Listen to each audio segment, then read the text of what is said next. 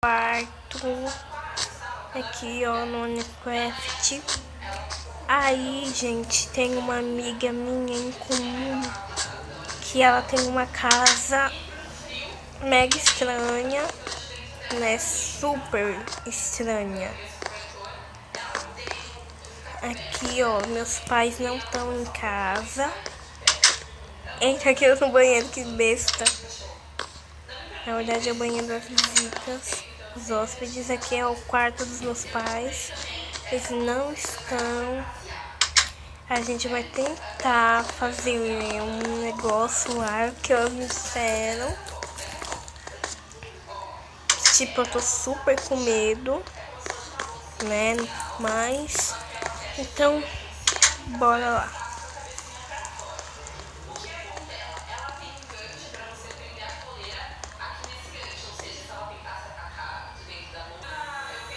Então, gente, já chegamos aqui perto da casa dela, que é exatamente essa daqui.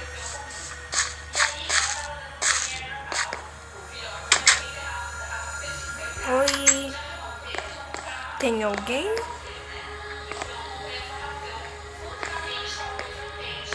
Pera aí, gente, eu vou tentar procurar ela por ali. Daqui a pouco eu volto. Oi, gente, eu tô aqui de novo na frente da casa dela, não achei. Não tem ninguém.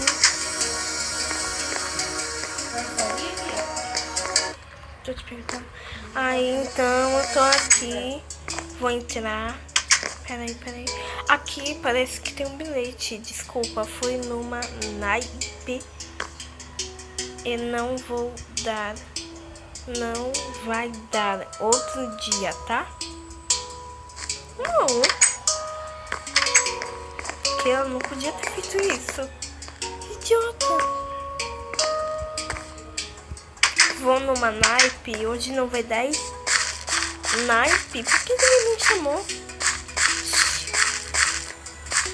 Mas todo mundo tá na brisa. Será que é aqui? Não, a casa daquela. Aquela que eu não gosto que eu entrei na casa dela, mas eu ainda não sei, foda-se. Agora eu vou ter que esperar alguém